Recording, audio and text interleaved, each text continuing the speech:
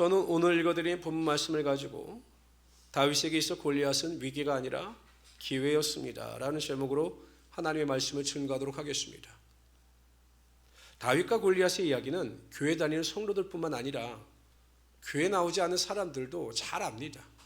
그래서 여러분 스포츠 경기를 보다 보면 전력차가 현격히 나는 팀들이 붙었을 경우 그 해설자나 또 중계를 하는 아나운서 이런 이야기를 합니다.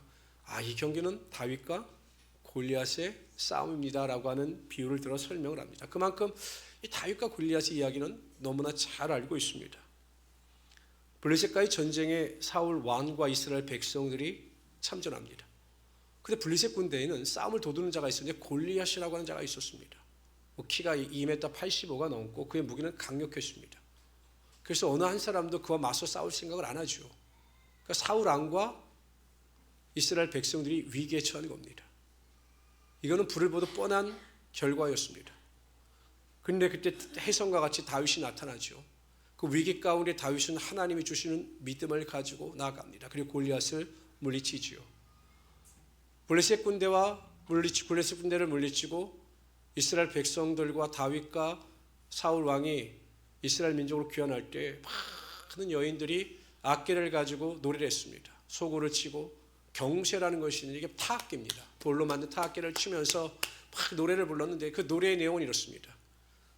다윗이 죽인 자는 만만이요 사울이 죽인 자는 천천히로다. 다윗을 높인 거죠. 물론 그 전에 하나님께서 사무엘을 통해서 다윗을 왕으로 기름 부어 세우셨습니다. 그러나 그것을 아는 사람은 없었습니다.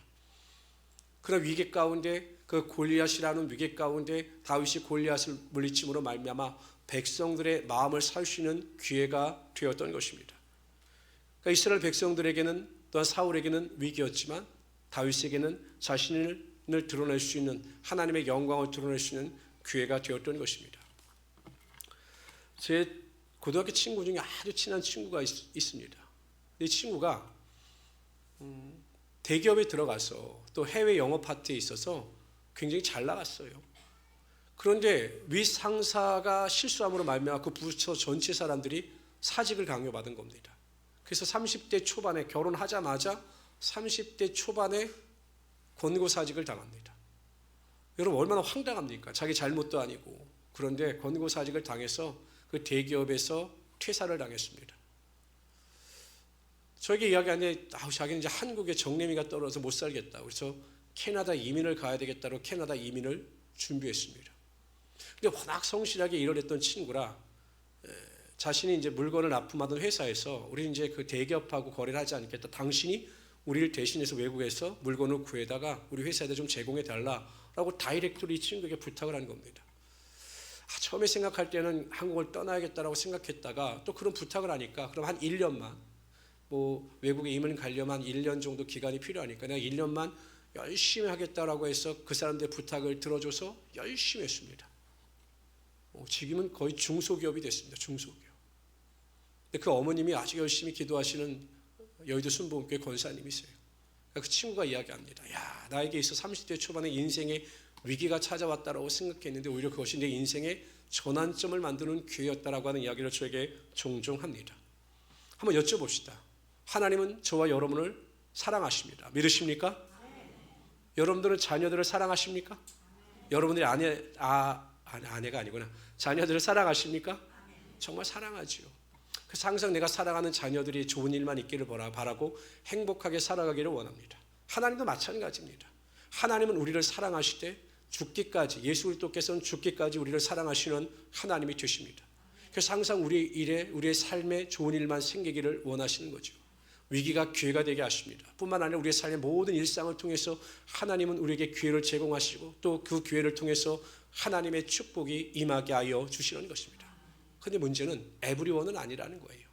택함 받은 성도라고 해서 하나님께서 모든 성도들에게 위기가 변하여 기회가 되게 하시는 하나님은 아니십니다. 모든 일상의 삶에 기회의 축복을 주시는 하나님은 아니시다라는 겁니다. 하나님은 준비된 자들, 믿음으로 살아가는 자들에게만 위기가 기회가 되는 축복의 능력이 임하게 하여 주십니다. 그래서 저는 오늘 다윗과 골리앗의 이야기를 통해서 우리 모든 성도들이 그렇다면 나는 하나님의 축복을 받기 위해서 위기 가운데 하나님이 주시는 기회의 축복을 누리기 위해서 어떻게 해야 할 것인가? 대하여 살펴보라 함께 은혜를 나누고자 합니다. 첫 번째로요, 항상 우리는 위기나 문제를 기회로 삼기 위해서 사람들의 말이 아니라 하나님께 더욱 집중해야 합니다. 블레셋과의 전쟁에 다윗의 형 3명이 참전합니다. 엘리압, 아비나답, 삼마였습니다. 그러니까 동시에 아들 셋이 여러분 전쟁에 참전하니 아버지는 그 자녀들의 소식이 정말로 궁금했지요. 그래서 다윗을 통하여 음식을 싸주면서 형들에게 찾아가 형들의 안부를 알아오라고 부탁을 합니다. 다윗이 전쟁터에 나가보니 그말로 정말 아비규환인데 완전 이스라엘 백성들의 사기가 조화되어 있는 곳입니다. 아니 적진에서 보면 골리앗이라고 하는 괴물 같은 사람이 나와서 막 이스라엘 군대를 모욕하고 사울을 모욕하고 이스라엘 백성들을 모욕하는데 이스라엘 백성들은 전혀 반응을 보이지 않는 거예요. 다윗의 입장에서 보면 너무 답답한 거죠. 어떻게 하나님의 군대를 모욕하고 우리를 모욕하는 저 사람을 가만히 두느냐라고 막 화가 났습니다. 막 전후 사정을 알아보죠. 또 사람들에게 물어봅니다. 만약에 이 전쟁에서 공을 세우는 사람이 있으면 사울 왕이 어떻게 하겠느냐고 했느냐라고 묻습니다. 그랬더니 딸 미갈도 주고 큰 상을 베푼다고 약속을 했다, 이런 이야기를 듣습니다. 막 이렇게 이야기를 하고 있는 도중에 형 엘리압이 그것을 본 거예요. 아니 그럼 동생이 자신들의 안부를 묻기 위해서 왔고 또 궁금한 것이 있어서 사람들에게 물으면 그냥 그런가 보다 해야 되는데 갑자기 그 동생이 와서 막 화를 냅니다. 뭐라고 화를 내느냐? 아니 아버지의 양들은 누가 치라고 네가 여겨왔느냐? 내가 평상시에 네 교만함과 너의 완악함을 아는데 너는 우리의 안부를 물으려 온 것이 아니라 과연 어떤 일이 있는가 구경하기 위해서 이 전쟁에 왔다라고 막 비난을 하고 막 다윗을 공격합니다. 아니 여러분 다윗이 얼마나 기분이 나빠요. 고생해서 왔는데. 근데 여러분 다윗이요 형을 상대하지 않아요. 왜 그랬느냐? 말같지 않은 말을 하니까, 믿음이 없는 말을 하니까 형들이 그 엘리압이 그렇게 말을 해도 막 그것에 대적하여 화를 내고 분노하고 막 감정 상하는 행동을 하지 않습니다. 우리는 다양한 성도들을 만납니다. 성도들을 보면 참 다양하지요. 또는 가족들, 또한 친척들, 형제들과 관계를 맺으면서 살아갑니다. 그래서 다른 사람들이 하는 말에 신경을 쓰진 않을 수는 없어요. 그렇잖아요? 아내가 하는 말에, 남편이 하는 말에, 자녀가 하는 말에, 부모가 하는 말에 전혀 신경을 쓰지 않는다? 그 말을 무시한다? 이것은 가족관계에 온전한 신뢰가 없는 겁니다. 어쩌든지 그 말에 신경도 쓰고 그 말에 의미를 부여하고 또 그것이 또 좋은 것이라면 그것에 순종하며 따를 필요가 있습니다. 그러나 문제는 결정적인 순간에 결정적인 선택의 결과를 앞에 두고 있을 때는 사람의 말이 아니라 하나님께 집중하고 하나님께서 나에게 무슨 말씀을 하시는가 음성을 듣고 그 음성대로 결단하고 순종하며 살아갈 수 있어야 하는 것입니다. 그럴 때 위기가 변하여 기회가 되는 거죠. 제가 전주에서 사역할 때요, 지금 우리 성도들은 그런 게 없는데 거기 사역할 때 성도님들은 저에게 별걸 다 묻습니다. 그래 다 물어요. 아이들처럼. 한번 어느 구역장님이 저에게 이렇게 말씀하시는 거예요. 목사님, 이번에 제가 이사를 가야 하는데 집을 팔까요 말까요? 이렇게 물어요. 아니 그건 부동산 가서 물어봐야지 왜 저에게 물어봅니까? 왜 저에게 그걸 물어요? 제가 그걸 뭘 안다. 그래도 목사님은 기도하는 분이니까 팔아야 될지 말아야 될지 정확하게 아신다라는 거예요. 그러니 여러분 얼마나 부담이 됩니까? 알아보니까 그게 또 재건축이에요. 제가 정말 고민을 많이 했습니다. 어떻게 해야 되지? 하여튼 제가 기도는 하겠습니다. 그런데 그냥 한 번 묻고 끝나는 게 아니라 한 달 뒤면 이사를 가야 되는데 이사를 가야 될까요? 말아야 될까요? 계속 묻는 거예요. 제가 기도하면서 또 나름대로 연구하면서 하나님 주시는 감동을 쫓아 그냥 그거 파시고 이사 가십시오 했더니 정말 부담스럽게 그대로 순종하는 겁니다. 그걸 팔아버리고 제가 말한 대로 이사를 갔어요. 근데 하나님께서 그분도 궁일이 여기시고 나도 궁일이 여기시는지 이사 가서 빚도 청산하고 이사 간 아파트가 엄청나게 올랐습니다. 그래서 저를 얼마나 신뢰했겠습니까? 근데 여러분들 절대 그런 거 저에게 물어보지 마세요. 피가 많았습니다. 근데 하루는 갑자기 안양으로 이사를 가겠다는 거예요. 아니 이사 온 지 얼마 됐다고 또 안양으로 이사를 가십니까? 라고 여쭤봤더니 남편이 하는 일이 너무 안 되는데 이번에 누군가가 자기하고 손을 잡고 무슨 사업을 같이 하자고 그래서 하는데 한 달 수입이 거의 1,000만 원 가까이가 되니까 가겠다는 거예요. 근데 제가 기도하는 사람이 아니라 상식적으로 말을 들어봐도 아니에요. 이거 거의 사기입니다. 사기. 아니 일도 안 하고 누가 1,000만 원을 줍니까? 그럼 저도 목회 안 하고 그 일하죠. 근데 제가 말렸습니다. 하시지 말라고. 근데 저뿐만 아니라 모든 구역 장로들이 말렸어요. 하지 말라고. 근데 이분이요, 이 돈이 이게 개입된 일이라 그런지 말을 안 들어요. 아니, 기도 안 하고 예배생활 제대로 안 하는 남편 말을 들어요. 남편 말에 의하면 이번에 확실합니다. 걱정하지 마십시오. 근데 우리가 보기엔 아니에요. 기도하는 분들은 다 아니라고 말렸습니다. 결국 남편 말을 듣고 안양으로 이사 왔습니다. 1년 뒤에 알아보니 쩔딱 망했죠. 망했죠. 아니, 왜 결정적인 순간에 하나님의 음성에 귀를 기울이지 않냐고, 또한 주변에 기도하는 사람들의 말을 기울이지 않냐고, 그거 믿지 않고 별로 분별력이 없는 남편의 말을 믿고 그렇게 따르려고 합니까? 이건 하나예요. 결국 우리가 재물 앞에서 무너지고 만 것이죠. 여러분 꼭 기억하십시오. 내가 누군가의 도움을 바랄 때가 있겠죠. 남편이나 아내의 도움을 바랄 때가 있고 그들의 말의 위로를 필요로 할 때가 있습니다. 그것도 중요합니다. 그래서 꼭 기억해야 될 것은 우리가 누군가의 도움을 바라고 누군가의 위로를 받을 때 우리가 얻을 수 있는 그 환경의 축복은 그 상대방의 능력만큼만 누릴 수가 있는 거예요. 우리가 그 사람의 지혜가 필요합니다. 그래서 그 사람의 지혜를 구합니다. 그럼 그 사람의 지혜만큼, 지혜로운 사람일 경우 그 사람의 지혜만큼 우리가 능력과 축복을 받을 수가 있어요. 한계가 있는 거죠. 그러나 하나님의 말씀에 집중하고 하나님의 위로를 받고 하나님의 인도하심을 받는 성도들은 하나님의 능력만큼 우리의 삶의 축복을 누리며 살아갈 수 있게 되는 것입니다. 예수님을 보십시오. 예수님은 그 바쁜 와중에서도 항상 성경에 보면 한적한 곳에 나가 습관을 쫓아 기도하셨다라고 말씀하셔요. 한적한 곳에 나가 습관을 쫓아 기도했다. 왜 한적한 곳에 나가셨습니까? 하나님께만 집중하시기 위하여, 그래서 자신의 사명을 온전히 감당하시기 위하여 그렇게 기도의 습관을 쌓으셨던 것입니다. 저는 우리 모든 성도님들이 힘이 들수록 어려울수록 하나님께 더 가까이 나가 하나님께 집중하는 우리 성도들이 되시기를 바랍니다. 특히 나의 삶의 환경에 어떠한 필요가 있든지, 내가 꼭 응답받아야 될 기도 제목이 있든지, 내가 해결해야 될 문제가 있을지 사람이나 또한 어떤 주변 사람들의 위로를 받으려 하지 말고, 충고도 받으려 하지 말고 내가 직접 하나님 앞에 나가 한적한 곳에 나가 집중적으로 기도하심으로 말미암아 하나님의 음성을 쫓아 순종할 수 있는 하나님의 귀한 성도들이 되시기를 주님의 이름으로 축원합니다. 하나님을 신뢰하는 자들은 하나님께서 책임지시는 것입니다.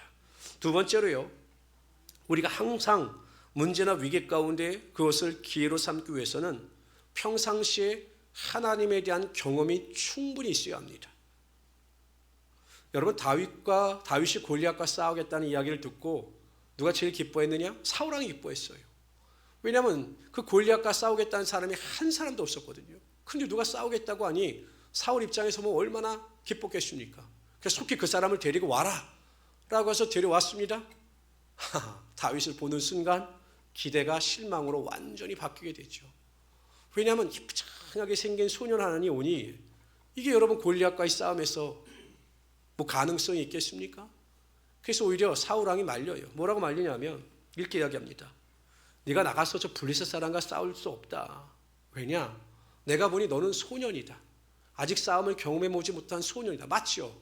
전쟁 경험이 한 번도 다윗은 없었으니까 사울왕의 말이 맞죠. 그러나 골리앗은 어렸을 때부터 용사라. 어렸을 때부터 전쟁터에 나가서 싸운 경력이 풍부한 용사 중에 용사다. 그러니 너는 그를 이길 수 없으니 그냥 돌아가라 라고 이야기를 합니다. 여러분, 하나님을 경험해보지 못한 성도들, 매일 삶 가운데 하나님의 은혜와 하나님의 능력, 내가 기도함으로 하나님의 축복을 경험해보지 못한 성도들은 항상 안 될 것만을 생각합니다. 하나님을 경험해보지 못하는 성도들, 하나님과의 관계가 단절된 성도들은 위기나 고난 앞에서 매일 안 돼, 될 수가 없어, 매일 이 모양이야 라고 부정적인 말과 부정적인 생각과 부정적인 행동을 할 수밖에 없어요. 당연한 겁니다. 저도 이렇게 보면 하나님과의 관계에서 멀어진 사람들을 보면 교회 다닌다고 하지만 여전히 부정적입니다. 그래서 여전히 하나님과의 관계에서 믿음을 가지고 살아가지 못합니다. 왜? 하나님을 경험하지 못하기 때문에.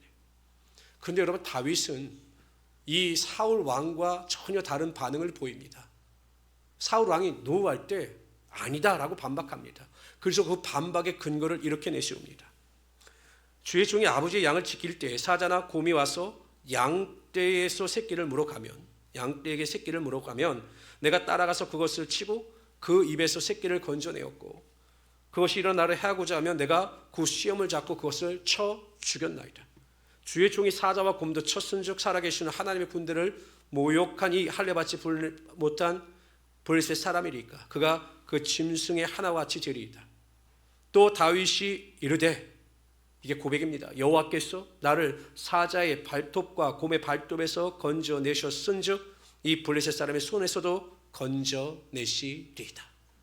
하나님을 경외한 겁니다. 곰이나 사자의 발톱, 여러분 곰하고 사자하고 싸울 때 얼마나 위기가 많았겠습니까? 생명의 위협을 얼마나 받았겠습니까? 그럴 때마다 강력한 힘을 주시고 자신을 보호하시는 하나님의 능력을 경험한 다윗은 앞에 있는 골리앗을 보고도 두려워한 것이 아니라 하나님께서 나와 함께 하심으로 말미암아 저 골리앗도 사자나 곰처럼 내가 이기고 승리하게 될 것을 확실하게 믿었던 것입니다. 그러니까 하나님을 경험하는 것만큼 중요한 게 없어요. 매일 지식을 통해서 책을 통해서 아는 간접적인 경험은 우리 인생에 강한 신뢰를 주지 못합니다. 내가 삶의 현장에서 뜨겁게 하나님을 경험할 때 그 경험을 통해서 하나님을 절대적으로 신뢰하게 되는 것이고 그 신뢰를 통해서 하나님의 능력이 갑절로 나타나게 되는 것입니다. 모세를 하나님께서 가시떨기 나무에서 처음 부르셨을 때 모세는 다 노우였어요. 내가 너를 세웠다? 아닙니다. 내가 형 아론을 통해 너를 도울 것이다? 아닙니다. 하나님 잘못 봤습니다. 저는 이스라엘 민족의 리더가 될 만한 자격이 없습니다 라고 계속 거부하자 하나님께서 화를 내십니다. 그 정도로 모세는 자기 자신이 없는 사람이었습니다. 근데 여러분, 그가 하나님을 경험하기 시작합니다. 바로왕 앞에서 그가 믿음으로 선포할 때 10가지 재앙이 내리는 것을 경험했지요. 또 홍해 앞에서 하나님의 명령을 쫓아 담대함으로 말미암아 지팡이를 내밀 때 홍해가 갈라지고 애국 군대가 그 물속에 수장되어지는 하나님의 기적을 체험합니다. 광야를 지날 때마다 시시각각 베푸시는 하나님의 기적의 능력을 체험하자 그 마음속에 불안과 두려움과 낙심과 자기 자신에 대한 연약함이 떠나가고 하나님께서 부어주시는 강력한 믿음을 가지고 지도자로서 이스라엘 백성들 200만 명이나 되는 이스라엘 백성들을 이끌며 나아갈 수 있었던 것입니다. 이처럼 우리의 삶 가운데 하나님을 경험하는 것이 정말로 중요한 것입니다.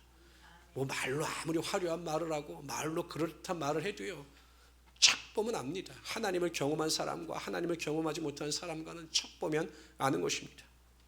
제가 아는 집사님 한 분이 계셨는데 여자 집사님인데요, 그렇게 좀 제가 보기엔 남의 믿음을 판단해서는 안 되지만 믿음이 없으셔요.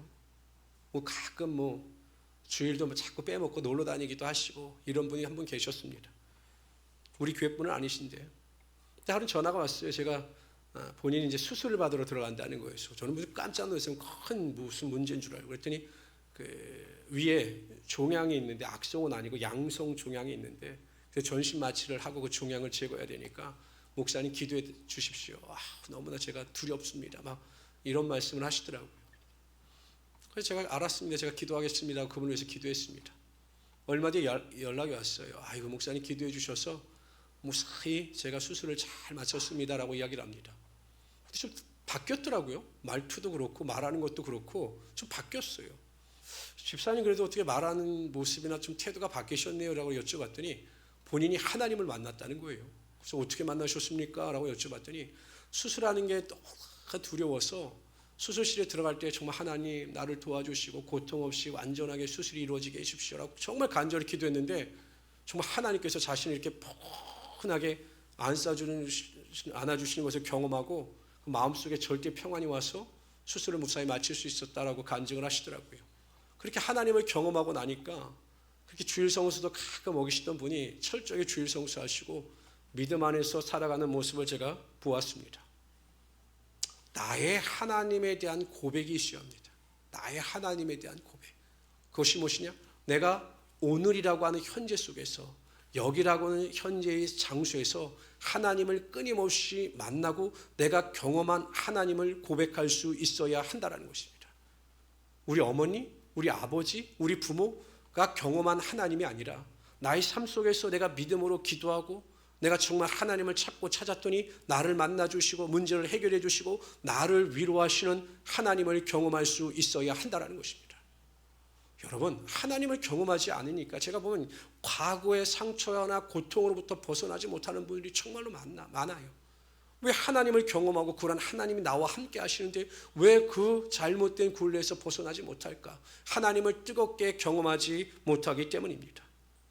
욥은요, 자녀들이 죽고 재산을 다 잃어버리고 아내가 떠나가는 큰 고난을 당합니다. 친구들 4명은 와서 자신을 비난합니다. 억울하게 당했는데도 막 욥에게 고난이 있는 것처럼, 욥에게 잘못이 있는 것처럼 그를 비난합니다.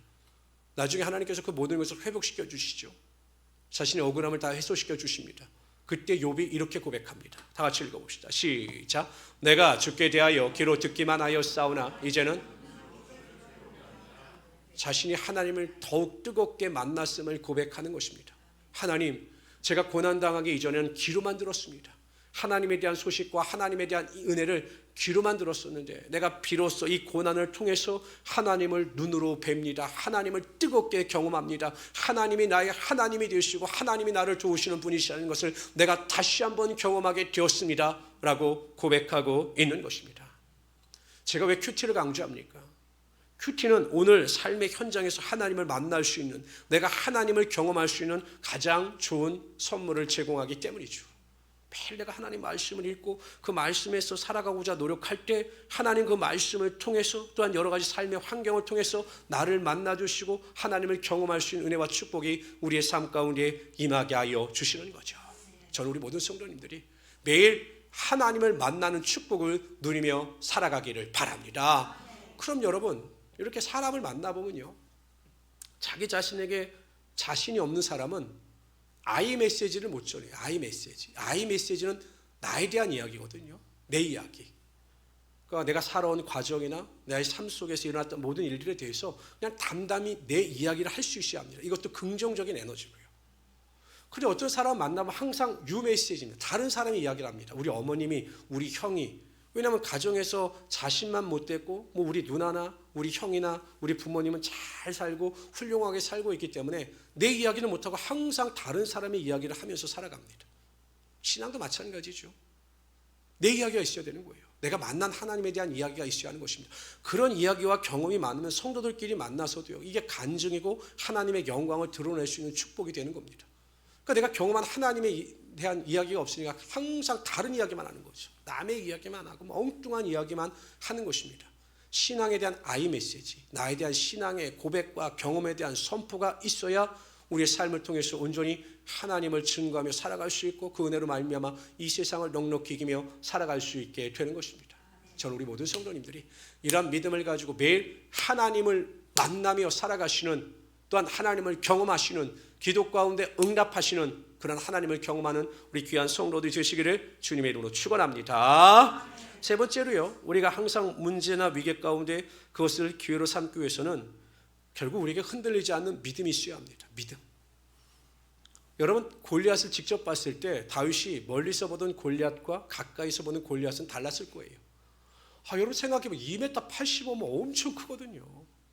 그런데 다윗은 전혀 주눅이 들지 않아요. 오히려 담대히 선포합니다. 이렇게 선포합니다. 너는 칼과 창과 단창으로, 여기 우리 다시 한번 읽어봅시다. 여기 45절부터 47절은 우리 큰 목소리 한번 읽어봅시다. PPT 좀 한번 올려주세요. 시작. 다윗이 블레셋 사람에게 이르되 너는 칼과 창과 단창으로 내게 나오거니와 나는 만군의 여호와의 이름 곧 내가 모욕하는 이스라엘 군대의 하나님의 이름으로 내게 나아가노라. 오늘 여호와께서 너를 내 손에 넘기시리니 내가 너를 쳐서 내 목을 베고 블레셋 군대의 시체를 오늘 이스라엘 하나님이 계신 줄 알게 하겠고 또 여호와께서 너희 구원하심이 칼과 창에 있지 아니함을 이 무리에게 알게 하리라. 전쟁은 그가 너희를. 여러분, 다윗은 물맷돌이라고 하는 무기를 가지고 골리앗을 물리치는 행동을 보이기 전에 하나님 보시기에 합당한 믿음의 고백을 드리고 있습니다. 이 전쟁의 주인은 하나님이시다. 그리고 하나님께서 너를 내 손에 붙이셨다. 그러면 나는 반드시 너를 이길 것이고 블레셋 군대들을 무찌를 것이다라고 하는 믿음의 고백을 먼저 합니다. 이게 대단한 거예요. 하나님은 우리의 삶의 모든 형편을 보셔요. 성경에 보면 하나님은 우리의 모든 것을 보시는 하나님이 되십니다.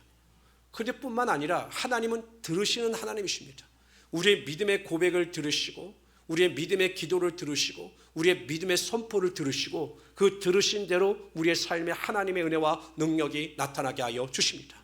성경은 분명히 말씀하셔요. 민수기 14장 28절에 보면 그들에게 이르기를 여호와의 말씀에 내 삶을 두고 맹세하노라. 너희 말이 내 귀에 들린 대로 내가 너에게 행하리라.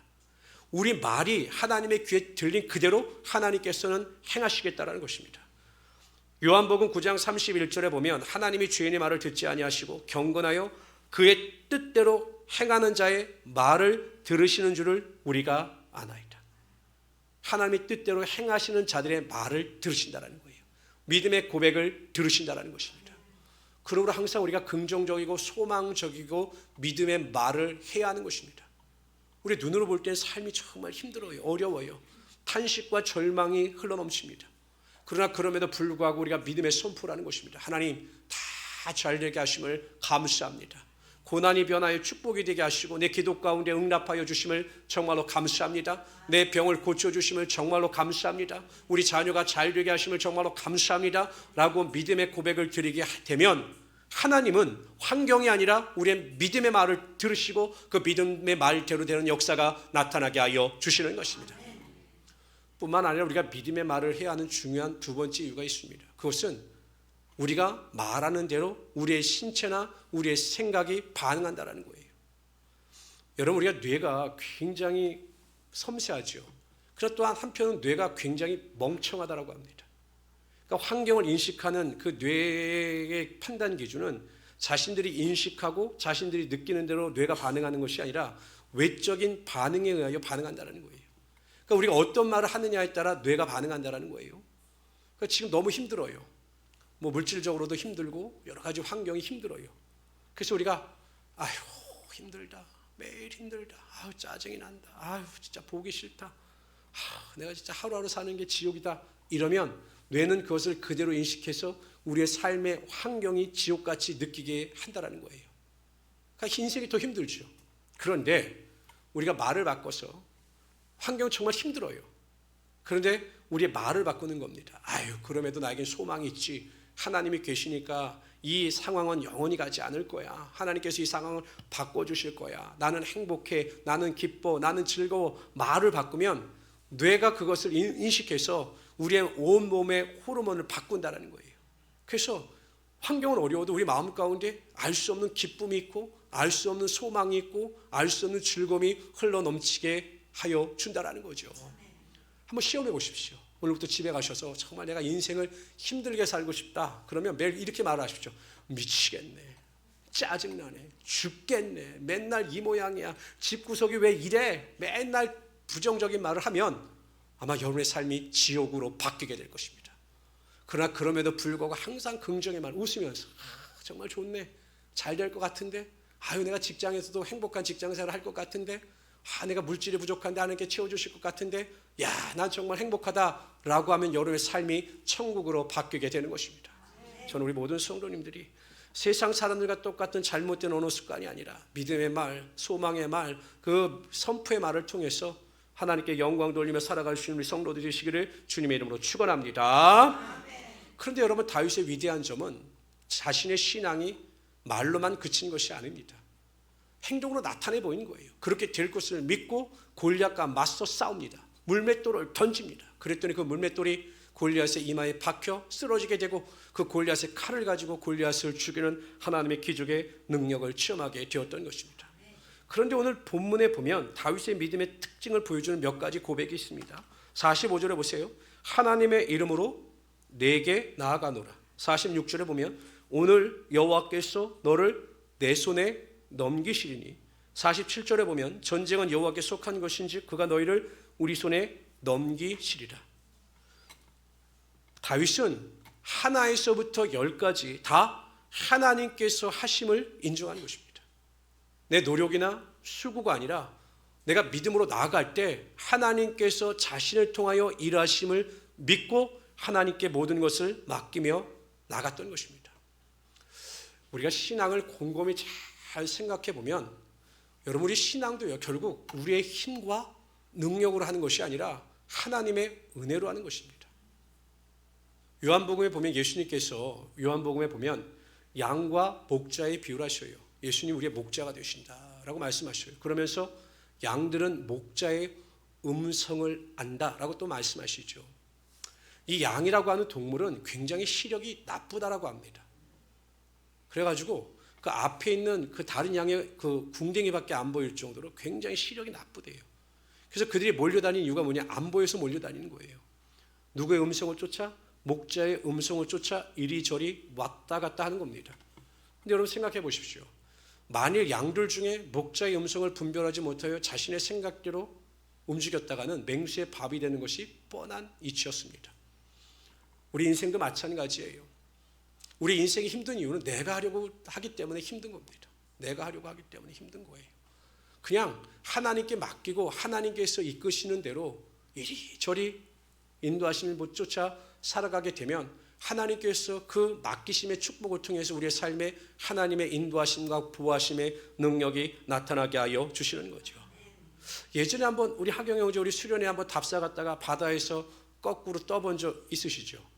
와, 우리 하경 형제가 너무 잘 떠요. 몸에 공기가 많은지 그냥 바다에 이렇게 거꾸로 떴는데 와, 저는 막 물에 빠지는데 하경 형제는 둥실둥실 멀리서 보면 너무 물에 잘 뜨는 거예요. 왜 그런가 봤더니 우리 하경 형제가 힘을 빼고 누워 있더라고요. 힘을 빼고 이렇게 바다에 누워 있으니까 그냥 곰처럼 둥둥 떠가지고 왔다 갔다 하더라고요. 아, 이거구나. 제가 해보니까 쉽더라고요. 그냥 몸에 힘을 빼면 되는 거예요. 그러니까 바다에 나를 맡기면 되는 거예요. 내가 그냥 바다에서 뛰려고 노력하지 말고 그냥 살려고 노력하지 말고 힘을 쭉 빼고 바닷물에 누워 있으면 그냥 뜨는 거예요. 신앙도 마찬가지예요. 내가 하려고 하니까 자꾸 깊은 웅덩이로 빠지는 겁니다. 그냥 하나님께 맡기고 내 몸과 내 생각과 내 모든 판단과 결정을 다 하나님께 맡기고 하나님 하십시오. 하나님의 뜻대로 인도하여 주십시오. 나의 생각과 계획을 내려놓습니다라고 하면 하나님께서 우리를 다 이끌어 가시는 것입니다. 어디로요? 푸른 초장과 쉴 만한 물가로 다 인도하시는 하나님이 되시는 것입니다. 목회자가 가장 스트레스를 받는 것 중에 하나가 여러분 설교입니다. 설교. 한번 생각해 보시죠. 제가 수요, 금요, 주일 3편에다가 아침 기도에 5편, 일주일에 설교를 10편을 준비합니다. 보통 1시간당 설교가 아침 기도에도 제가 한 3시간 정도 준비하고 주일, 금요 기도 이렇게 보통 한 9시간 정도를 준비하죠. 그러니까 이 설교 스트레스는 좀 그렇죠. 굉장히 힘들어요. 제가 이걸 10년 이상을 이 설교 때문에 정말 굉장히 이 압박을 많이 받았어요. 근데 올해 들어오면서 하나님께서 저에게 평안을 주시는데 설교를 잘하려고 하지 말라라는 거예요. 뭘 잘하려고 하느냐. 그냥 나에게 맡기면 된다라고 말씀하시니까 정말 그 부담감이 떨어지고 요즘에는 그렇게 스트레스 받지 않습니다. 토요일 날도 제가 평상시에 토요일 날 오후에 설교가 완성이 안 돼요. 막 짜증이 나고 화가 나고 막 이랬었는데 요즘엔 토요일 날 오후에도 설교가 완성되지 않아도 마음이 평안합니다. 왜? 하나님께서 다 주셔요. 나중에 다 주시고 또 은혜를 베풀어 주셔서 잘 준비할 수 있게 하여 주십니다. 그래서 깨달은 게 또 있습니다. 아, 내가 하려고 하면 힘들지만 하나님께서 하시면 아무것도 아니구나. 저는 이러한 은혜와 축복을 우리 성도들도 경험하며 살아갈 수 있기를 주님의 이름으로 축원합니다. 불안하다, 두렵다, 낙심이 된다, 실망이 된다, 힘들다, 아직 안 맡긴 겁니다. 하나님께 맡기면 우리 마음속에 절대 평안의 능력이 임하게 되어 있는 것입니다. 똑같은 상황에서 어떠한 신앙의 태도를 보이느냐에 따라 우리들의 미래가 결정되어집니다. 여러분들 지금 현재는 과거의 선택의 결과예요. 내가 과거에 어떠한 선택과 결정을 했느냐에 따라 현재 여러분의 모습이 이렇게 서 있는 겁니다. 우리의 미래도 마찬가지겠죠. 우리의 미래는 아직 완성되지 않았습니다. 그러나 그러한 미래는 현재라고 하는 오늘의 삶 속에서 우리가 어떠한 태도나 결정을 하느냐에 따라 우리의 미래는 전혀 다른 모습으로 나타나게 될 것입니다. 위기나 문제 앞에서 우리의 삶의 환경 앞에서 모든 것이 하나님께서 주시는 기회인 것을 깨닫고 그 기회를 잘 선용하셔서 하나님께서 부어주신 놀라운 축복을 누리고 또 먼 미래에 하나님의 영광 가운데 거할 수 있는 우리 성도들이 되시기를 주님의 이름으로 축원합니다. 그렇게 첫 번째가 절대 사람의 말에 귀를 기울이지 마세요. 아무리 부모라 할지라도 결정적인 순간에는 한적한 곳에 나가 믿음으로 기도함으로 하나님의 지시하심과 하나님의 인도하심을 들을 수 있어야 하는 것입니다. 두 번째는요, 하나님을 만나야 합니다. 내가 하나님을 만나야 합니다. 정말 성경에서 말씀하시는 하나님을 내가 기도함으로 몸부림침으로 그 하나님을 만나야 합니다. 그래야 우리의 믿음이 흔들리지 않는 것입니다. 세 번째로, 모든 일을 믿음으로 행하여 나갈 때 먼저 믿음의 고백을 하시기를 바랍니다. 그것도 긍정적이고 소망적인 믿음의 고백을 하십시오. 그리고 그 믿음의 고백과 행동이 일치할 수 있도록 최선을 다하며 살아가시는 귀한 성도들이 되시기를 바랍니다. 그러면 하나님께서 반드시 어떠한 상황 가운데 있다 할지라도 그 위기가 축복이 되며 기회가 될 수 있는 하나님의 은혜와 능력이 나타나게 하여 주실 것입니다. 이런 믿음을 가지고 승리하며 살아가신 우리 성도들 되시기를 주님의 이름으로 축원합니다.